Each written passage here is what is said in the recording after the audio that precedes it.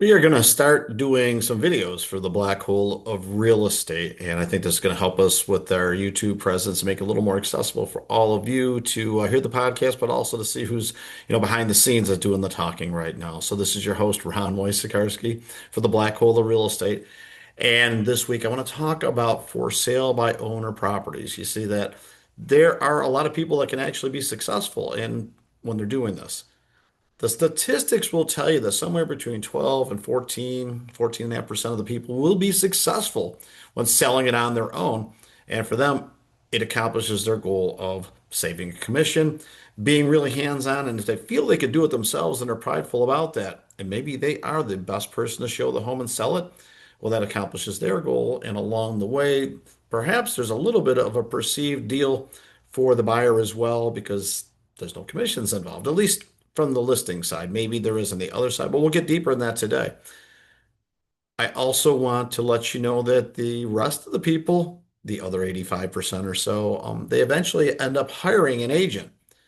And when you look at what has taken place historically, there is a lot of good information that tells us that sellers will actually net more money most times when they use the services of an agent. So we're going to talk about this today and break it down for you in such a way that it would make sense for both sides and let you choose which is the right strategy for you. Now, the advantages of selling on your own are super clear. You get to do the pictures, you get to control the marketing, you get to control the showing times. You are the lead dog on every bit of this. You take your pictures, you put them online. You could use one of those um, companies that will put you on the MLS for about, I don't know, 500 bucks, 1,000 bucks. And then they're limited service, then they just disappear and your name goes on there. And then you could potentially syndicate and you can also upload it to your favorite portal. So you have a lot of control when doing that. You get to talk directly to the buyer and our lender. So that way, if you're unsure about how things are going, you can take care of that. And you can also make sure that all the contracts and all the documents and disclosures are all in place for, whatever compliance that you choose to use on this. And then the last thing is, and this is the big one, you get to save on the commission. And for a lot of people, that's a big chunk of change they would rather not part with, and they're willing to do the work to make it happen. And again, we've seen 12 to 14% historically be successful doing this. And for those, it really works out. And if you feel like you have the opportunity to do that, I'd strongly encourage you to go down that path for all the reasons we just mentioned. Now, what's the other side of the coin? And why do some people choose to hire an agent or do what happens a lot? Let's just say that of the people that want to sell on their own, if there was 100 of them, let's say that 15, we'll figure high, 15 were able to do it. What did the other 85 do? Um, some will linger in perpetuity and be on the market forever. That's a solution for them. Some will hire a different agent and decide that they don't want to be the realtor anymore, and that's okay. And there's others that just take it off the market and feel that, well, it didn't sell, so I'm just going to just not sell it anymore. And those are your three options. So we'll take the last one, the easy one first. If it didn't sell, I would ask you, there's only three or four things that are really going to matter when you sell a property. And the first one's location. So if you got the best house in the best neighborhood on the best lot in the best location, like every homeowner thinks they do, then yes, absolutely you have the best location. So no problem there. And then condition. That's 100% in control of the seller. So if everything is letter perfect and beautiful and clean and updated, then you got condition nailed. If you bought the best countertop that money can buy 34 years ago, it still might be in perfect condition, but it may not be in the style that people are looking for today. So conditional can be subjective, and that can be a difference between how the owner feels about it and how the buyer also perceives it with regards to cost and value. So if we've got the location nailed down and we've definitely got the condition nailed down, well, then there's marketing. And who better to market the property than the owner? Because they can tell you every single room in the house, the whole history of it, what color paint chip was used and what date it was, the whole living, breathing history. And they absolutely can point out every curtain and doorknob and cabinet door that goes along with it. And hey, here's a spacious closet. So they can do all that marketing too as they walk around the house and tour with the people. And if you've got those three things nailed down, because now we got location, condition, and marketing. What's the last thing? What's price?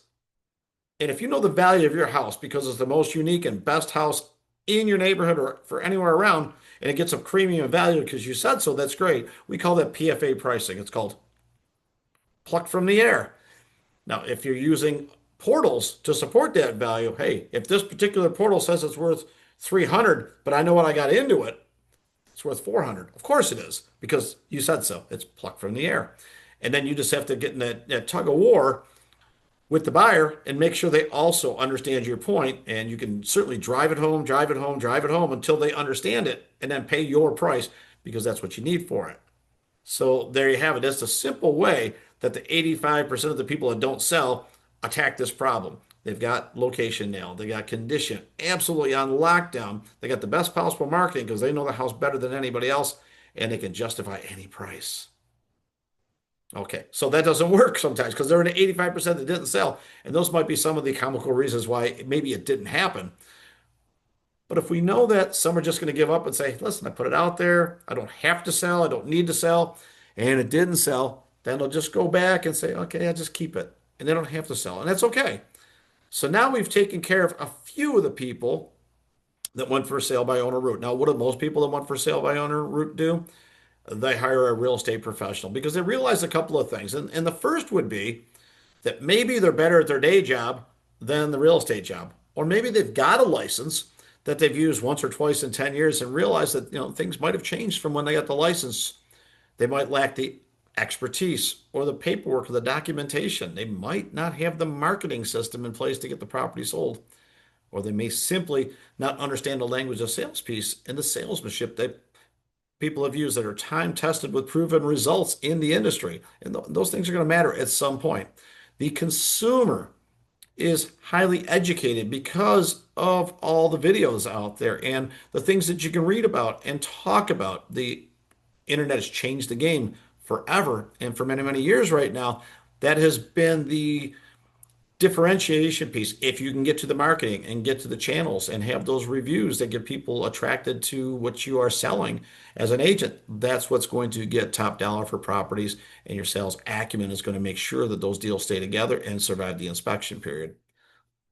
Now, a couple things. If I was selling by owner and I was just going to give you some information so that you could attempt to be the 14 or 15% that are going to be successful and selling on their own, the first thing I would say is where's the pricing coming from?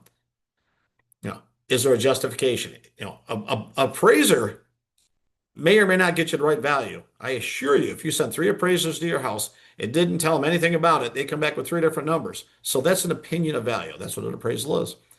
And your appraisal from 3 years ago is no good. And what your buddy's house sold for down the street is no good because they may not be the same square footage and bedrooms and bathrooms and layout and condition and features. That could all be different. And whatever it says online that your home value is, it's probably not wrong. It's an algorithm comparing 3 bedroom, 2 bath, this many square foot in this neighborhood, but it doesn't know if you got granite countertops or quartz countertops or 28-year-old Formica. It doesn't know if your AC is brand new or 32 years old. It certainly doesn't know anything about your roof, whether it's been flooded, maybe there's mold in the property, or maybe it's just perfect. See, the computer algorithm has never been in your house. It has no way of knowing. So we need to find a price that makes sense to you as the seller, but also is attractive and makes sense to the buyers.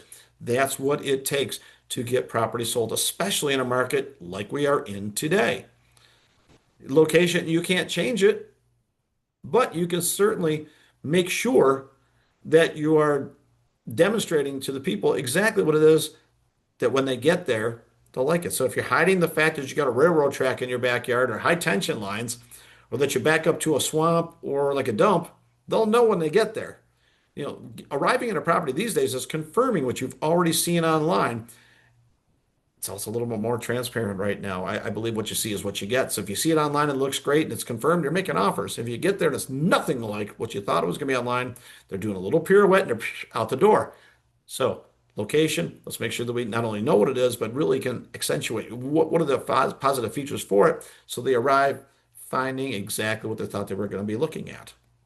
Condition, it's up to you. Hire a professional house cleaner or get out the scrub brush, but bedrooms, bathrooms, kitchens, neat and clean. Not that, well, I was getting to that, or the dirty garage, or the smelly house, or the cat litter box is full. Those things make a difference when a buyer walks in. So if you can smell pet odors before you even open up the front door, that's not cool with most buyers, even if they have pets. So I'd look into that. Anything that you can do with the condition and curb appeal is going to either cost you money or make you money when it comes to writing offers and sealing contracts. And then the last thing, the marketing piece. If you're really good at video and really good at photography, then by all means do it yourself. You may want to hire an outside firm to do the photos and get the drone out there to do the aerials. And then as far as the syndication, do you have a way to get the information out there? And that's why some people end up choosing one of those MLS companies that just put you on there, but then it's your photos and it's all your stuff out there. So if it's terrible cell phone photos, if it's blurry photos or not properly cropped photos, that's going to cost you. Because when people look online, they are going to make a decision really fast if they're going to look at it or not. You get about two or three pictures. So if you're wandering through the house and you've shown them a closet and a doorway and a garage, I might suggest that you have a really good front elevation, maybe with an aerial shot. That would be great. I would hit the kitchen. I would hit the master bedroom. If you got a pool or something remarkable in the backyard, those first three or four photos are going to be the ones that you want to get out there first, even if it feels uncomfortable that you're not walking them through the house. You can use a video for that. But if they don't like the first two or three photos, they're never going to see photo 78 when you finally get around to showing them what the house looks like. So I wanted to make sure that I gave you some things that you would want to be able to do if you're selling it on your own. Now, on the other side, people that are selling on their own, there's this other piece of like, I don't think I'm going to do this anymore. That could be for a number of reasons. Maybe they didn't want to spend the money on professional photos or professional cleaners. An agent's still going to tell them to do that, but maybe they're tired of hearing the feedback. Your house is dirty. It's dated. I don't like the layout. Who came up with this design? And if you're going to be there while they're looking at the property, one of two things is going to happen. The buyer is going to make comments that you're not going to like, and you're going to get defensive and try to, oh, but rationalize. Here it comes. You don't like the three different floors in here, but each time we did it, it was cost effective to just do it this way. And we love it. Yeah, the buyer really doesn't care. They don't like it. They've told you that.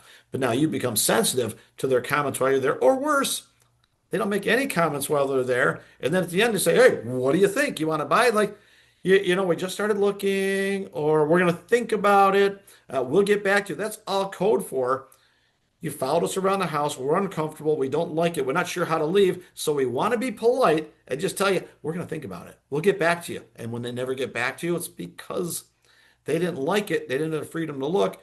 And maybe you hovered over them. Maybe it's none of those things, but I bet it's one of them. I really do.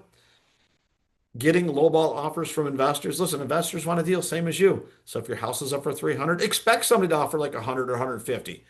And they don't care if you get mad about it. If they can buy it at that price and it makes sense to them, great. If it doesn't make sense to you, you have to reject that.